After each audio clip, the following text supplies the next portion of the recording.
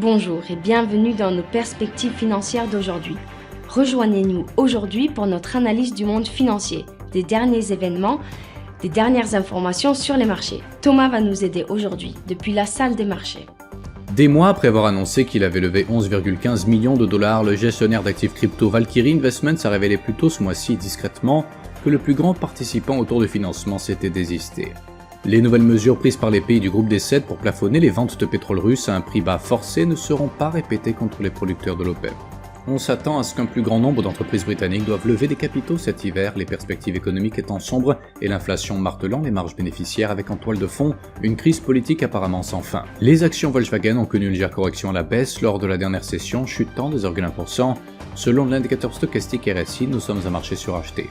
La paire euro-dollar a connu une légère correction haussière lors de la dernière session, augmentant de 0,1%, l'indicateur stochastique RSI donne un signal haussier. La paire livre sterling-dollar a fait une légère correction à la hausse lors de la dernière session, gagnant 0,2%, l'indicateur stochastique donne un signal baissier.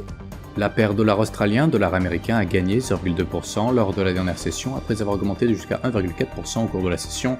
L'indicateur oscillateur ultime donne un signal haussier. La déclaration budgétaire mensuelle des États-Unis sera publiée à 18h GMT, le nombre Bekirux de plateforme de forage américaine à 17h GMT, l'indice de confiance des consommateurs en Belgique à 9h GMT, l'emprunt net du secteur public en Grande-Bretagne sera publié à 6h GMT, la confiance des consommateurs dans l'eurozone à 14h GMT, les ventes au détail de la Grande-Bretagne à 6h GMT.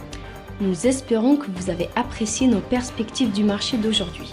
De la part de toute l'équipe, nous vous souhaitons une journée de trading productive.